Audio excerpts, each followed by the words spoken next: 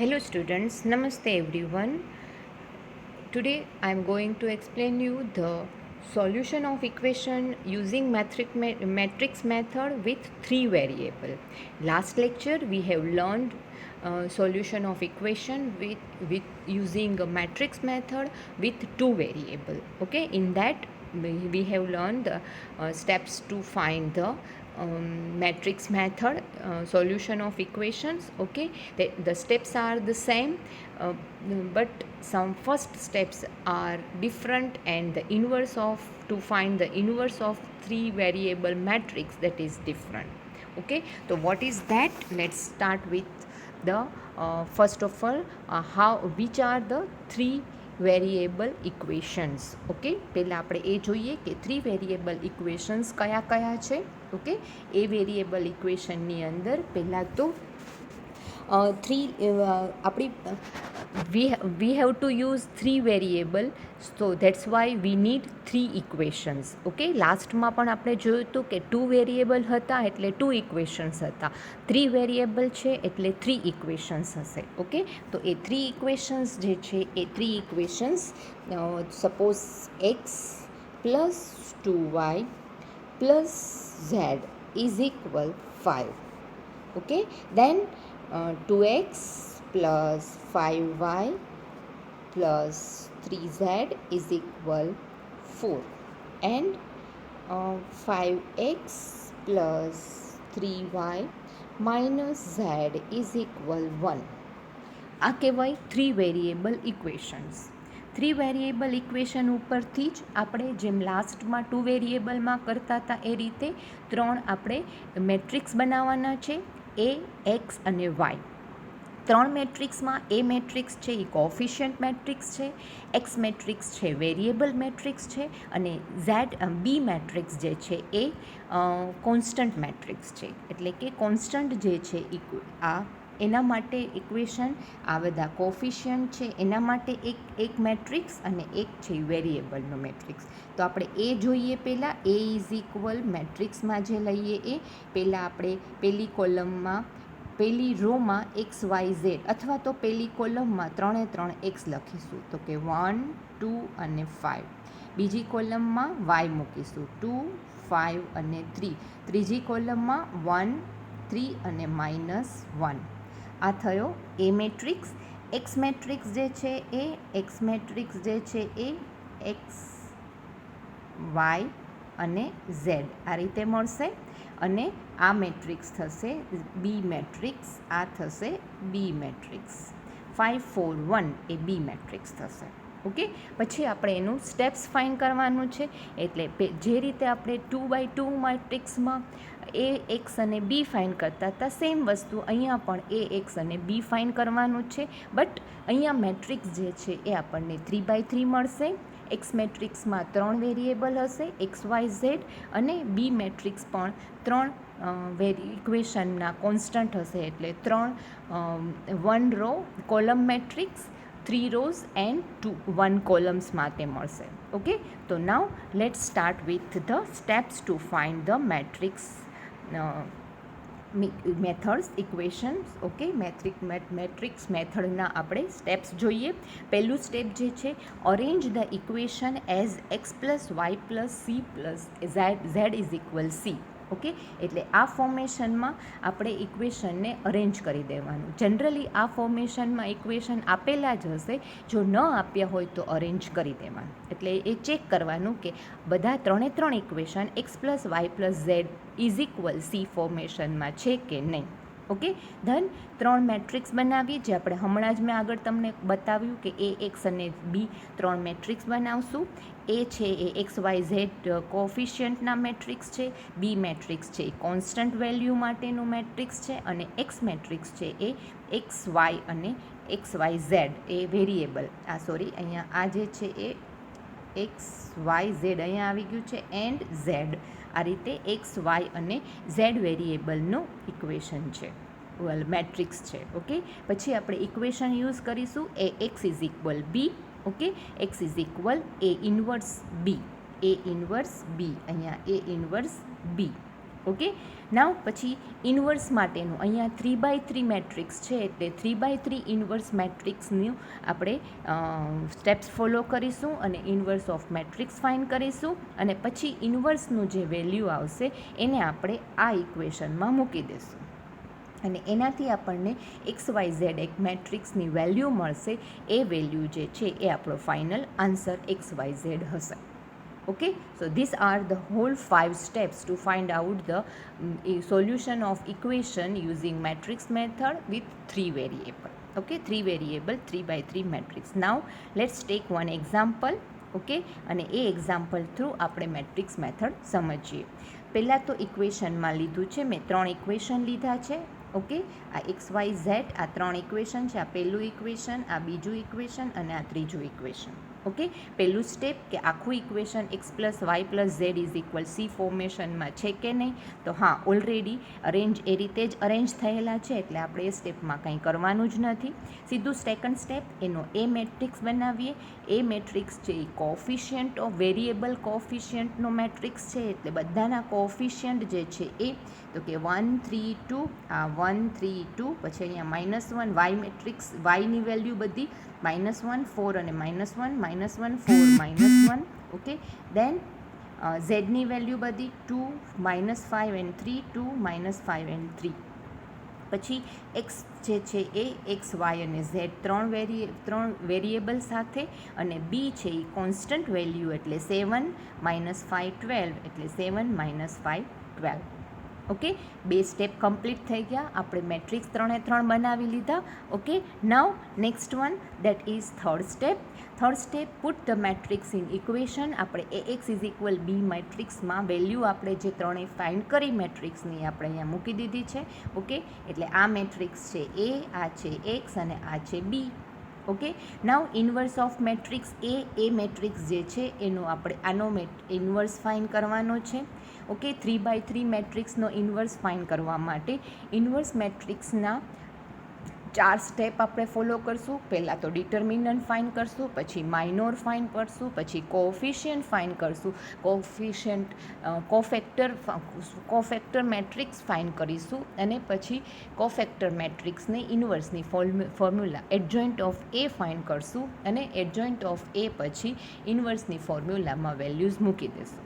Okay, એટલે finally આપણને એ inverse મળશે, અને પછી એ ઇન્વર્સ જે મળશે એ ઇન્વર્સ આપણે x = A ઇન્વર્સ B આ ઇક્વેશનમાં એક વેલ્યુ મૂકી દઈશું ઇન્વર્સની, એટલે આપણને ફાઇનલ આન્સર મળશે, અને છેલ્લું સ્ટેપ આપણું એ હશે. ઓકે, નાવ આ એ મેટ્રિક્સનું આપણે ઇન્વર્સ ફાઇન્ડ કરીએ.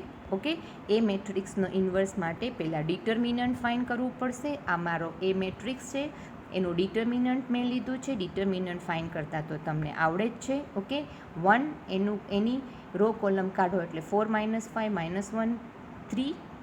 ઓકે, એક જ મિનિટ, અહીંયા -3 કેમ આવી ગયા છે? ઓકે, -3 નથી, +3 છે. અહીંયા ટાઈપિંગ મિસ્ટેક છે, આ +3 છે. ઓકે, +3, અહીંયા 12 જ લીધા છે, પણ અહીં ટાઈપિંગ મિસ્ટેક છે. ઓકે, 4 3 12 -5 -1 3 2 -5 3. Okay, and 3 2 4 -1. ઓકે, અહીંયા cross multiplication 12 -5 -1 +5 and -5 -+ 3 3 9 +10 +2 -3 -8 is equal 2 × 7 12 -5 7 10 + 9 19 and 2 -11 7 19 -22 અને 4. ડિટર્મિનન્ટની વેલ્યુ મને 4 મળી. પહેલું સ્ટેપ ઇન્વર્સનું કમ્પ્લીટ થયું, એટલે મેં અહીંયા 4.1 મૂક્યું છે વેલ્યુઝ. ઓકે, સ્ટેપ 4 અને એનું સ્ટેપ 4.1. ઓકે, નાવ ઇન્વર્સનું બીજું સ્ટેપ માઇનોર ફાઇન્ડ કરવાનું. માઇનોર કોનો ફાઇન્ડ કરવાનો છે? તો કે આ મેટ્રિક્સ મારી પાસે જે છે એ મેટ્રિક્સનો માઇનોર ફાઇન્ડ કરવાનો છે. રાઈટ, તો એ માઇનોર્સ માટે 4.2.1 જે છે એનો માઇનોર ફાઇન્ડ કરશું. ઓકે, એમાં મેટ્રિક્સ માટે A11 માટે માઇનોર આપણને ખબર છે કે 9 માઇનોર મળશે. તો કે આ જે ફર્સ્ટ A11 જે છે એનો minor M11, okay, inverse matrix કઈ રીતે ફાઇન કરવાનો એનો વિડીયો ફરીથી જોઈ લેજો. જો તમને ના ખબર હોય તો અહીંયા હું સમજાવું તો છું જ, કારણ કે મારી પાસે અહીંયા વેલ્યુ જે છે A11, A12, A21, A22, A23, okay, અને A31, A32, A33 એ રીતે મળે છે, રાઈટ. હવે ફર્સ્ટ M11 તો કે 1 છે એની રો કોલમ કાઢો એટલે મને M11 મળશે. એ 4 -5 -1 3 એટલે 7, ઓકે. દેન M12 એટલે આ એની રો કોલમ કાઢો એટલે 3 2 -5 3, રાઈટ, એટલે 9 + 10 19 મળશે. M13 એટલે આ કાઢી નાખો રો કોલમ એટલે 3 4 2 -1 એટલે -11 મળશે, ઓકે. દેન M21 એટલે 3 આ મળશે M21, એની રો કોલમ કાઢી નાખો -1 -1 2 3 -3 2 -1 M21, ઓકે. M22 એટલે 4 એની રો કોલમ કાઢી નાખો એટલે 1 2 2 3 3 -4 એટલે -1. દેન M23 એટલે 1 -1 2 -1 -1 ક્રોસ મલ્ટિપ્લિકેશન એન્ડ +2 એટલે answer is 1, okay. Then M31 એટલે 2 એટલે એની રો કોલમ કાઢો -1 2 4 -5 5 -8, ઓકે. આન્સર જે છે એ -3. ધેન M32 એટલે આ એની રો કોલમ કાઢો 1 3 2 -5 -5 -6 -11 એન્ડ લાસ્ટ વન M33 1 -1 3 4 એટલે 4 + 3 7, ઓકે. તો આ રીતે આખા માઇનોર્સ મળ્યા. M11 2 M12 M12 M13 M21 M22 M23 M31 M32 M33, okay. એ રીતે એના કોફેક્ટર ફાઇન કરીશું. હવે સ્ટેપ 4.2. એના કોફેક્ટર માટે capital letter A11 -1 + 1 into M11, okay. M11ની વેલ્યુ આપણને આગળ મળી જ છે, એ 7 છે. એ બધી વેલ્યુઝ અહીંયા મૂકતા જઈએ, ચેક કરજો તમે. બધી વેલ્યુઝ આમાં મૂકી છે અને સામે તમે -1 જેટલા થાય છે એ પ્રમાણે ક્યારેક -1 થશે ને ક્યારેક +1 થશે. -1 2 ઇન્ટુ 7 એટલે 7 થશે. A12 -1 1 + 2, કારણ કે અહીંયા જે હોય એટલા અહીંયા 1 + 2 કરવાના છે. M12 -1 3 ઇન્ટુ 19 -19, કારણ કે -1 3 એટલે -1. પછી M13 -1 1 + 3 M13 -1 4 ઇન્ટુ -11. M13ની વેલ્યુ આ બુકમાં તમારી પાસે માઇનોરની વેલ્યુ લખી રાખજો, એટલે આમ બી તમે આખો સમ તમારી બુકમાં કરતા જ જજો અને આમાં જોતા જજો તો જ તમને સમજાશે, ઓકે. એટલે -11. દેન M21 -1 2 + 1 M21ની વેલ્યુ -1 મૂકી દેવાની છે. -1 3 અને -1 એટલે આન્સર થશે +1, કારણ કે -1 3 -1 થશે. -1 -1 +1. M22 -1 2 + 2 M22 -1 4 M22ની વેલ્યુ -1 છે, એટલે અગેન અહીંયા +1 -1 એટલે -1 થશે. M23 -1 2 + 3 M23 -1 5 M23ની વેલ્યુ 1 છે અને -1. M31 -1 3 + 1 M31 -1 4 M31ની વેલ્યુ -3 છે, એટલે આન્સર જે છે એ -3 થશે.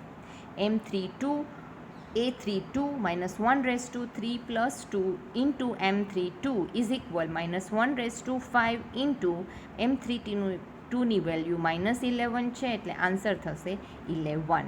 એન્ડ A33 -1 3 + 3 ઇન્ટુ M33 -1 6 અને M33ની વેલ્યુ -7 છે, આન્સર થશે -7, ઓકે. તો આ રીતે એના કોફેક્ટર મળી ગયા, ઓકે. અને કોફેક્ટર જે છે એ આન્સર જે છે એ આપણને -7 મળશે. કોફેક્ટર વેલ્યુઝ જે છે એ વેલ્યુઝનો આન્સર જે છે એ M33ની વેલ્યુ જે છે એ -7 નહીં +7 જ છે. અહીંયા આપણે એક મિસ્ટેક છે. આ +7 આન્સર છે. ઓકે, અહીંયા ચેક કરજો કે M33ની વેલ્યુ મારે અહીંયા -7 ટાઈપ થઈ ગઈ છે. જે +7 જ છે એટલે A33ની વેલ્યુ 7 જ થશે. એ તમારી બુકમાં તમે કરેક્ટ કરી લેજો. Now cofactor matrix A11, A12, A13, A21, capital A21, A22, A23, capital A31, A32, A33 જે આપણે આગળ કોફેક્ટર મેળ્યા એ બધી વેલ્યુઝ અહીંયા મૂકી દેવાની છે એટલે મને મળશે એ કોફેક્ટર મેટ્રિક્સ. આ ઇન્વર્સ મેટ્રિક્સનું ઇન્વર્સ ફાઇન્ડ કરવાનો જે સ્ટેપ છે એમાંથી આ થર્ડ સ્ટેપ જે છે એ કમ્પ્લીટ થઈ ગયું. કોફેક્ટર મેટ્રિક્સ સેકન્ડ જે ફાઇન્ડ કરવાનું હતું એ કમ્પ્લીટ થઈ ગયું. Okay, now next one that is adjoint of A that is cofactor matrix transpose. Cofactor matrix આપણે મળ્યો છે શું છે તો કે A11, A12, A13, capital A21, A22, A23, A31, A32, A33 એનો ટ્રાન્સપોઝ એટલે શું થાય તો કે A11, A12, A13, then A21, A22, A23, then A31, A32 and A33 આ થશે કોફેક્ટર એડજોઇન્ટ ઓફ A. આનો ટ્રાન્સપોઝ છે આ. હવે એમાં વેલ્યુઝ મેં મૂકી દીધી 7, -19, 11, 1, -1, -1, -3, 11 અને 7. ઓકે, એટલે આ થઈ ગયો adjoint of A. Okay, adjoint of A મને મળી ગયો એટલે હવે મને આના ઉપરથી ઇન્વર્સ મળી જશે. ઇન્વર્સ જે છે એ 1 determinant of A adjoint of A. Okay, હવે એ 1 ડિટર્મિનન્ટ ઓફ એની વેલ્યુ મને 4 મળી હતી અને એડજોઇન્ટ ઓફ એ આગળની સ્લાઇડમાં મળ્યું એ મેં અહીંયા મૂકી દીધું. આ મને જે મળે છે final inverse of matrix A ઇન્વર્સનો આન્સર મળ્યો છે. આ એ ઇન્વર્સ હું મારા ઇક્વેશન સોલ્વ કરવા માટે જે મેં એ મેટ્રિક્સનો ઇન્વર્સ ફાઇન્ડ કરવો તો એ ઇક્વેશનમાં હું મૂકી દઈશ. ઓકે, તો that is put the values of A inverse in equation. Okay, A inverse ઇક્વેશનમાં વેલ્યુ મૂકી એક્સની વેલ્યુ છે XYZ, એ ઇન્વર્સ જે આપણે હમણાં ફાઇન્ડ કર્યું એ અને બી છે એ 7, -5 અને 12. હવે આ બેનું મલ્ટિપ્લિકેશન છે matrix multiplication 1/4 as it is matrix multiplication first row અને ફર્સ્ટ કોલમ. ઓકે, તો 7 × 7 પ્લસ 1 × -5 પ્લસ -3 × 12. પછી સેકન્ડ રો અને ફર્સ્ટ કોલમ -19 × 7 પ્લસ -1 × -5, અહીંયા 4 નથી -5 છે, and 11 × 12. Okay, then third row અને ફર્સ્ટ કોલમ -11 × 7, 1 × -5 એન્ડ 7 × 12. મલ્ટિપ્લિકેશન અને એડિશન કરો 7 × 7 49, -5 -12 ઇન્ટુ અહીંયા 3 નથી 13 નથી 3 છે 36. ઓકે, દેન 19 × 7 -133, અહીંયા +5 -+5 એન્ડ 11 × 12 132. દેન 11 × 7 -77 -5 +84 પ્લસ અહીંયા પણ -5 છે -5 +84. Okay, that is equal to 1/4 અને સામે આન્સર જે છે એ 8, 4 અને 12 આવે છે એડિશન સબટ્રેક્શન કરતાં. આખી કોલમમાંથી 4 કોમન નીકળે છે એટલે મેં 4 કોમન કાઢી લીધું. ઓકે, અહીંયા 4 કોમન કાઢો એટલે શું થશે અહીંયા 2 વધશે, અહીંયા 1 વધશે ને અહીંયા 3 મળશે. તો XYZ, X is equal to Y is equal 1 અને Z ઇઝ ઇક્વલ 3 આ મારો ફાઇનલ આન્સર થશે. Okay, so this one is the whole about how to solve the equation using matrix method 3x3 matrix or 3 variable equations. How to solve 3 variable equations using matrix method. Okay, so this one is the whole about that both are the same 2 variable matrix and 3 variable matrix, but two variable મેટ્રિક્સમાં inverse find કરવા માટે આપણી પાસે direct method છે એટલે એ easily find થઈ જાય, પણ 3 વેરિયેબલમાં જે ઇન્વર્સ ફાઇન્ડ કરવાનું છે 3x3 મેટ્રિક્સનો, એ મેટ્રિક્સની ઇન્વર્સની મેથડ જે છે એ લોંગ મેથડ છે, એટલે સમ છે થોડોક ડિફિકલ્ટ થઈ જાય અને લોંગ થઈ જાય. Okay, so I think all of you are understood this one. If you are not understood in first time, so repeat it 2 or 3 times, then and then you can understand. Whenever you do listen this video, please do the example in your book simultaneously. Okay, તમારી બુકમાં સાથે સાથે કરતા જજો તો જ તમને સમજાશે, નહીંતર નહીં સમજાય. આમાં જ્યાં જ્યાં મેં કરેક્શન કીધું છે એ સાથે કરેક્શન પણ કરતા જજો, કારણ કે આ ટાઈપ કરવામાં ઘણું બધી વાર લાગે છે એટલે મિસ્ટેક થઈ જાય, રાઈટ. તો એ વસ્તુ તમે જરા ક્લિયર કરી અને પછી જ એનું સોલ્યુશન જોજો. ઓકે, અને નેક્સ્ટ આના પછીમાં મેં તમને પ્રેક્ટિસ માટે સમ્સ આપ્યા છે, એ સમ તમારી રીતે ટ્રાય કરજો. એમાં સોલ્યુશન પણ આન્સર પણ મેં સાથે મૂકેલા જ છે. તો this one is the whole practice sums. Okay, આ પ્રેક્ટિસ સમ છે other than your text book. Okay, 2 sum આપ્યા છે એટલા ઇનફ છે. આ અને બીજા પાછળ જે આપેલા છે આ ટેક્સ્ટ બુક્સના સમ છે, 23 એક્સરસાઇઝ છે. આ 4 સમ તમે પ્રેક્ટિસ કરી લો, that will be more than enough. એનાથી તમને ક્લિયર થઈ જશે કે આખી મેથડ છે કઈ રીતે સોલ્વ કરવાની. ઓકે, સો આઈ થિંક અને આઈ હોપ કે all of you are trying to understand this one. Okay, thank you very much. Till the next session.